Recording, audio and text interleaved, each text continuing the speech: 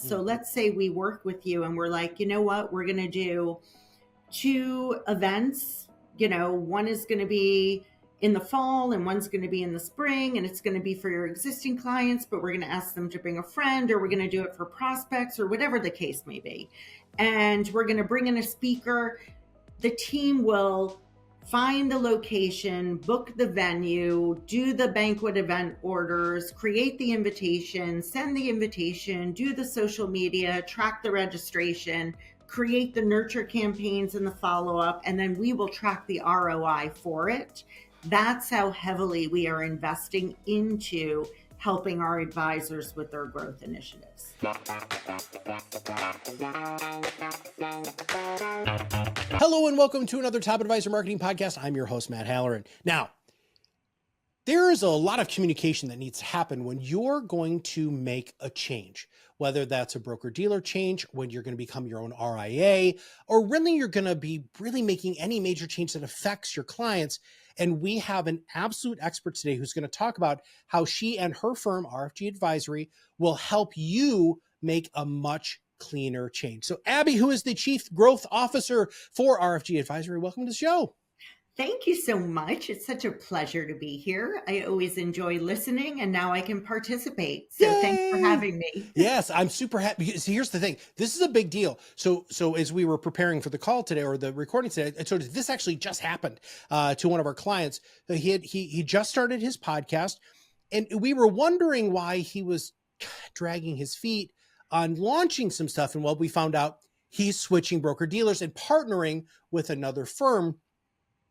And he said very wisely, and we actually have systems in place here to manage these major transitions here at ProudMouth, because it happens a lot. There's a lot of movement in the industry, which is why you have a magnificent job. But he wanted to have a very clear and succinct communication strategy in order to make this really work for him. So an advisor is thinking about moving. What do they need to think about from, actually, let's not do client communications first. Let's talk about philosophically, they're about to make a change. One, why are they changing? And number two, as the chief growth officer, what are they looking for? Well, that's a great question. And as you know, fortunately or unfortunately, no two advisors are the same. So no two advisors are making a change for the exact same reasons. So the first thing we do at RFG is go through an exercise to really understand why they're looking to make the change. Okay. And we go through a very deep diagnostic, and then we actually talk about the diagnostic to get a good understanding of what the advisor is envisioning and what they want in the future. And then we take it from there. So there are no two reasons that are exactly the same, even if they're coming from the same broker dealer or the same advisory business. So that's the first part, is really just understanding the pain points and the reason and understanding the vision for what the advisor wants to build. So is there like a top three that you're like, yeah, we hear this all the time? It depends on the firm they're coming from, but yes, like a lot of times it's operations, the operations are broken, or, take too long, or there's too many NIGOs, or there's too many errors. Sometimes it's the desire to want to build their own business if they're with a captive place, or if they're with a W-2 model, or if they're with a large firm that is largely paying them out at, 20%. They want to build their own enterprise. A third reason might be that they feel like they could do a better job, that they're being held back for their clients because of the limitations with investment products or services that they can offer. Those are, I would say, the top three. Wow. Abby, you just said 20%, 20% payout. That's real? Is that? That's real. I won't get into the names of the firms that are doing that, but yes. And these are firms that people drink the Kool-Aid and have been there and have built businesses that are worth something, and they're getting paid out 20% on those assets. So I I am not going to take the high road like you did, so I'm very appreciative of it. I was hanging out with an Edward Jones advisor at a local nerdy store that I hang out with on Friday nights, and he is a multi-million-dollar producer. So his GDC is actually $2.3 million. He gets paid like 200 grand. Right. And I'm like, are you freaking kidding That's me, what I'm dude? saying. Oh. And then you do the math for these folks, and you're like, you could be saving for your family, building an enterprise that is worth something and creating a legacy. Like, why not put it on your own personal balance sheet? Yeah. Wow. So I know. Whew. But they don't know what they don't know. That's the problem. And they don't want them to know what they don't know, No. which is one of the reasons why we have this show, sister. All right. So the next question that I had, the two-part. Okay. So they've gone through your discovery process, this intake, this kind of deep dive into who they are and what they're really looking for.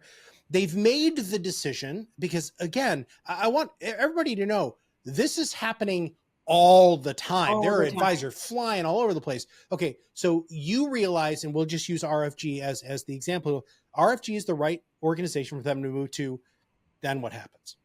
So it takes a while typically for somebody to make that decision. They typically want to do their due diligence, but once they've made the decision, they are typically all in, right? Especially what we see is excitement. Let's get going. We start the process before they've even committed to us. And what I mean by that is we do a few different things at the same time. We'll look at their investments and how they're investing for their clients. We will put together a scenario of how we can map those assets over, look at what the pricing for that would be, look at a pro forma around what the economic scenario will be for them if they were to make this move. And then if they are with a captive audience, we work with them on vision branding and just getting a good understanding of like, how are they envisioning their own brand if they don't currently have one? And if they do have one, we take a look at what are you doing? Where are you marketing? How are you marketing? And we start to think about what that could look like for them once they join us. But from the minute that they commit, we immediately start working on a plan. And we have a few different work streams. One of those work streams is with the marketing team that is underneath my purview as well. They start working with the advisor on what is your current marketing plan? How do you want to market yourself? What could we be doing? And every advisor that works with RFG gets what we call a marketing stipend. So it ranges anywhere from $40,000 to $100,000 that we give them back because we want to lean into helping them with their organic growth. And then we have a team that physically works with them on their organic growth plans. So we immediately start that process. And the first part of that process is obviously the announcement to the community that they are moving. And that depends on where they're coming from, how loudly we can do that, and in what way we can do that. Okay, well, that you just led me right where I wanted to go there, because one of the reasons why I think a lot of advisors are so scared of moving is because of these legal looming non-compete, non-solicitation sort of agreements that they either know or they don't know if they signed. What do you guys do about that? Yeah, I mean, that's an early discussion as well. We take a look at their contracts, we bring in legal counsel, we determine like what are the possible risks here, what could occur, what is the precedence before you based on the firm that you're coming from. And in most cases, it's all doable. It's just making sure you're doing it in the right way. Got it.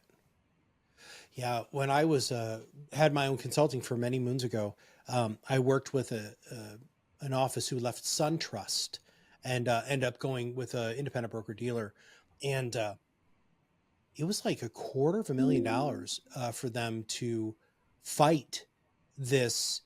And all they were doing was they were annoying, right? They were just trying to bleed them is what they were doing. They really didn't have a lot of, now this was a long time ago. Yeah. And I know that things have gotten way, way, way better. And in fact, there have been some pretty relevant court cases about non-compete, non-solicitation agreements and how those are viewed now. Okay.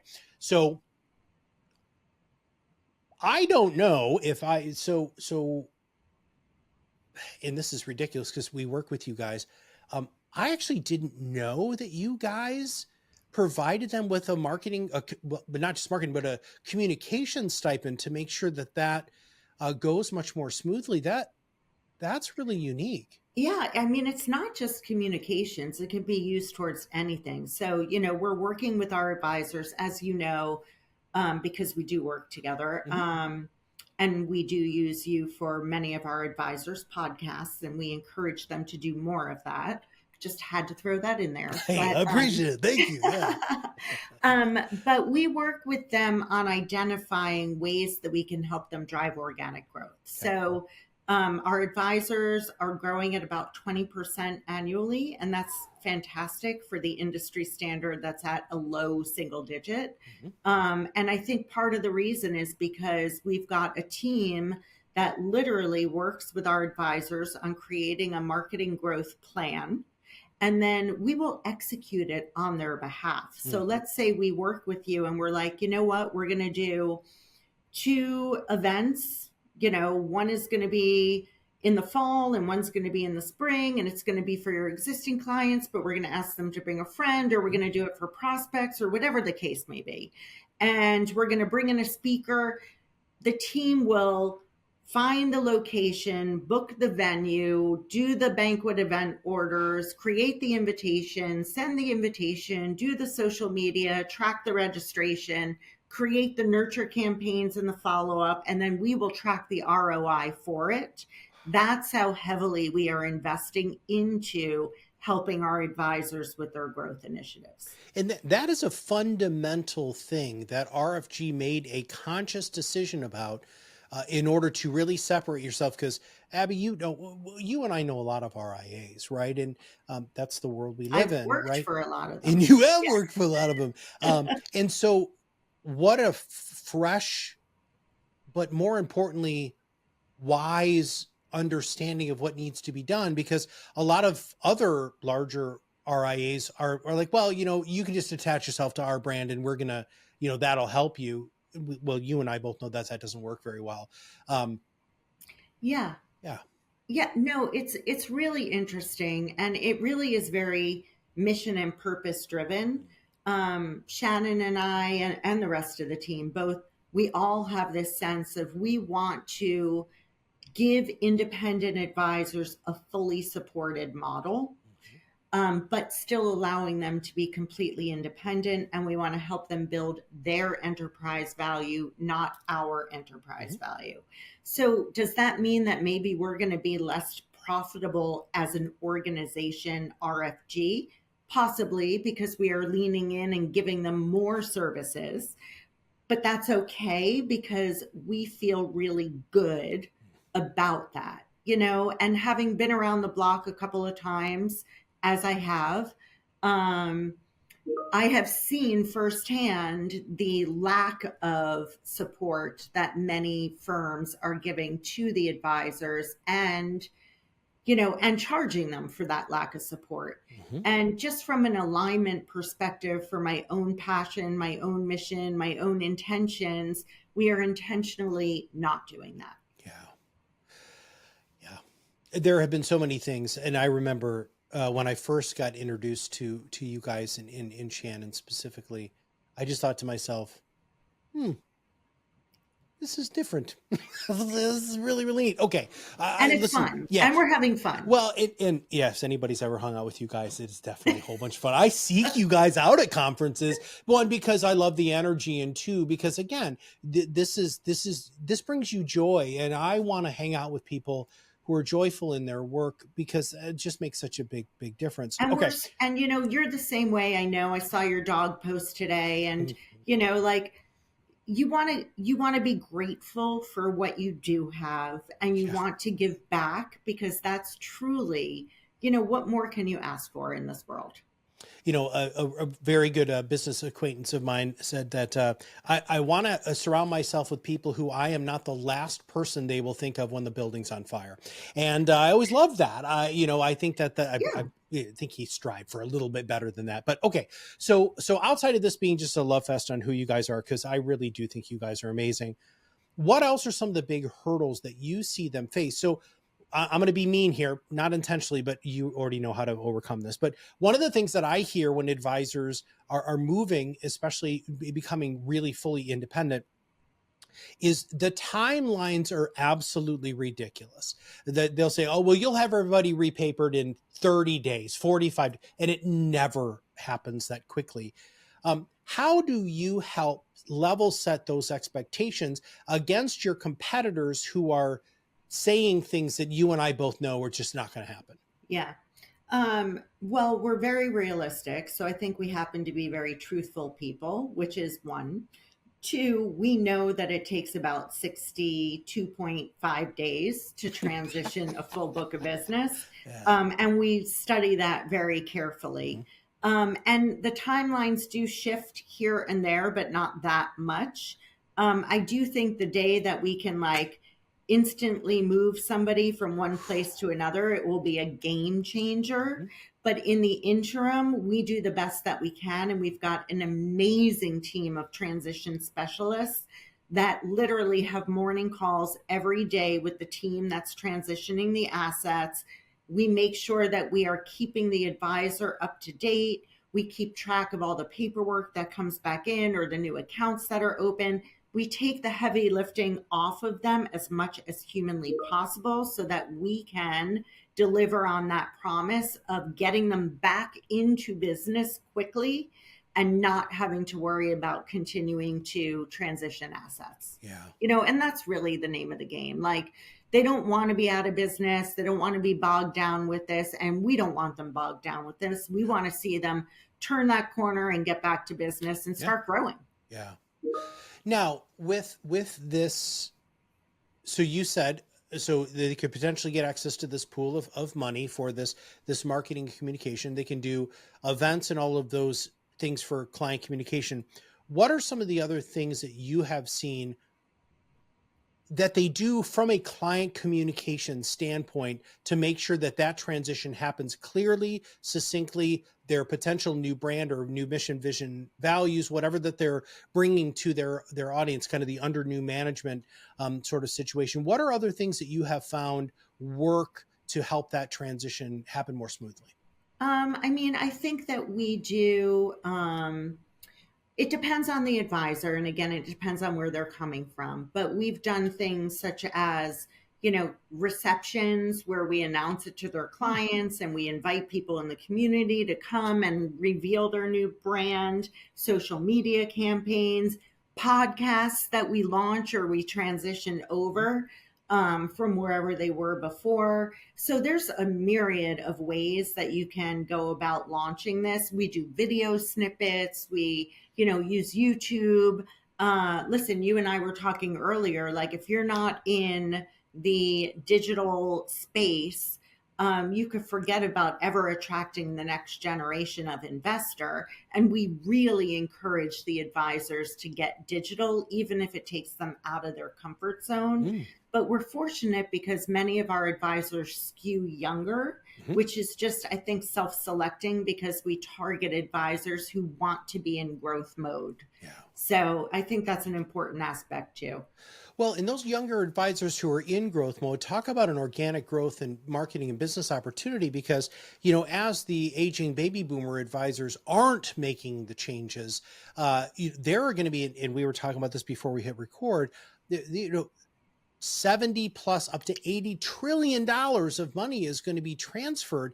And a lot of people, older advisors, they're just not paying it because they're on the sunset, right? They're on the backside of the slope. Whereas your advisors, and I know a bunch of your advisors, they are absolutely younger and they're ready and hungry to start serving those people. So that social proof, that social platform is really important. What else? What else am I missing here? What are other things that our listeners need to know if they're thinking about making this transition to true independence? Yeah, I think, take your time to do your due diligence. Well, actually, No, hold on. I'm going to pause you there. What do you mean by that? Let's expand that. That do your due diligence a little bit more. I mean, I so have you. You're an expert on this. I want you to dive a little deeper. yeah, so not all firms are created equal, right? So there's a lot of, platforms for independence these days. There's the aggregators, those that are going out and acquiring other advisory businesses, whether it's minority or majority stake. I can tell you firsthand that many of those acquisitions are looking to then extract as much profit out of the business as possible. So you need to be careful about what happens after you take that big check and sell a big chunk of your business, because it's not necessarily your business anymore. There's the other aggregators, which are really like plug and play models, but you get the bare bones, right? So they're going to be less expensive, but you're going to get maybe the technology stack, but that's it. So if you want more than that, you need to go hire marketing folks or hire a business coach or hire, we have our chief behavioral officer, and we're doing all of that work with our advisors and their clients. So, you can take a 15 basis point fee, but then you're going to have to go out and hire everything else that you want for your firm. So there's a lot of different options out there, and you have to think about what is it that's important to you. I think for us, RFG kind of self-selects. Like if you want to be part of a community of people that care and you want to be part of something bigger than just yourself and feel that support, you're going to automatically raise your hand and say, yes, that sounds like something I'm into. But if you're not, then you're not going to be interested. So I think it's just a question of really uncovering like what you envision for your own future and how you want to grow your business and the type of firm and people that you want to affiliate with. You had started off by talking about the aggregators who it's private equity venture capital. Wow. I mean, what they're doing.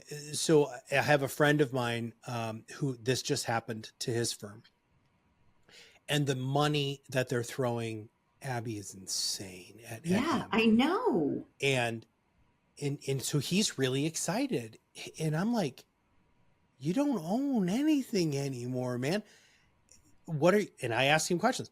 What are your production requirements? What are you going to lose? You know that this is about the glory of the PE firm. You lost it. It's gone now. It's not the glory of you and what you've been building for so many years. Those big checks, though, Abby, goodness gracious, they're life-changing amounts of money. I know it's crazy the amount of money that's being tossed around out there. I had lunch yesterday with a very big recruiter in the business, and he was just telling me the numbers that are flying around. And if you're enticed by that and you're done building a business, I mean, look, there's always the back end. There's always hurdles that you need to hit in order to actually receive the money that they say you're going to get. It's a nice upfront check if that's what you're looking for. So I don't poo-poo anybody for thinking about it. I think it's just depending upon what you're seeking to build. Like, for me, and for the folks that we work with, I think we're on a mission to be able to help more people with their financial situations. So we're not even thinking about like, how are we going to monetize this? We're thinking about how can we go help more people? How can we reach that next generation that's about to inherit all of this money? And how can we help them in the way that they want to be helped? Because it's super different than it was. It sure is. I jokingly say on this show all the time, if you're marketing like it's in the 1900s, that's who you're going to attract. And as my children remind me that I was born in the 1900s, which they think is like a slam. And I'm like, kid, I was freaking still alive. Okay. So as we wind down the show, what did I miss? Like, what should I have asked you about what you guys do, or this communication or marketing, any of this that I missed? Yeah, I mean, I think we covered a lot here. And I think, transitioning a business is not easy. There's no two ways about it. We try to make it as easy as humanly possible. We've got a great team of professionals that does this all day long. That's all they do. So there's comfort in that. And we're constantly seeking feedback and satisfaction so scores. So we take a look at every transition and we look at the results and the surveys, and we take that and we do an after action review and we learn from it and we improve. So we're always looking to continue to improve upon whatever it is that we're doing in any area of our business, which is one of the things that I love about working with people who also have that innovative attitude towards, let's just continue to iterate to excellence and let's continue to see if we could do better than we're doing today. You just triggered something, and I'm sorry, I thought we were going to wrap up, but I have to ask you a question about this. So an advisor moves to you and you do your analysis and realize that maybe this advisor is a little overloaded, because Lord knows that never happens. They have too many client households. They're not able to really provide the service that you all know is the right level of service for their client base. Does RFG help find and recruit younger advisors to come in to support the more senior advisors? We do. So we do a lot of that work. We look for advisors that might be younger, that want to tuck into another firm, that want to be a successor for the other advisor. We also have a program called RFG Talent. And what that is, we'll hire people, like mostly CSAs, so licensed client service associates. And we have a team of them. Half of them are in Birmingham, half of them are in St. Louis. They are fully trained on all of our tools, our technology, our marketing, our automations, everything you could think of. And it's almost like a flexible work thing. So if you are an advisor and you happen to buy another book of business or bring on a second advisor and you need extra help for a period of time, we fractionally rent them out to our advisors. So you don't have to staff up in your own office, pay the salaries, the benefits, et cetera, if it's a temporary situation. Some advisors are using them full time as their CSAs, which is great, because then those CSAs happen to be constantly getting training on all the tools, constantly hearing what we're doing from a marketing perspective, always thinking about how they can share best practices from what they're seeing from the other teammates that they're working with. So it's a really, really nice program to be able to offer. Yeah. Yeah, I haven't heard that one either, sister. All right. So if somebody wants to reach out to you as the chief growth officer, and they potentially want to have this beginning dialogue with you, where should they go? What should they do? Well, they can reach out to me on LinkedIn, Abby Salameh. They could come to rfgadvisory.com and find me on the website, and they can call you and ask how to get in touch with me. They can. I've got all your contact information, sister. So that's absolutely fantastic. And we'll make sure that we have those links in the show notes. Listen, Abby, first off, I'm so happy that I heard when you made this move, and I remember seeing you at a conference very soon after that, and you're so happy where you're at. It's so apparent that you love the mission of RFG. It's allowing you to be really what you want to be as you continue to grow and develop. It's just super cool to see you beaming like this, representing such an amazing firm. So thank you for letting our audience feel that, feel your passion and feel how freaking good you are at this, and really what you guys have built at RFG. And for all of you listening, listen, there's a lot of advisors on the move, and you might be one of those who's like, I'm really not very happy with where I'm at because of A, B, C, and D. Listen, reach out to the team at RFG. They have great systems in place to really help, to tell you if you're a good fit for them, or potentially if you could be a good fit somewhere else. Because I've actually heard that that's happened within your firm a couple of times, where you're like, we're not right for you, but here, go talk to these people, because that is the generous heart that I know is a huge core value of everybody at RFG. And if there's anything that we can do for any of you who want to transition to make sure that we are part of your communication plan to make sure that you retain and gain new clients from a move, please don't hesitate to reach out. So for Abby and everybody at RFG, this is Matt Halloran, and we'll see you on the other side of the mic very soon.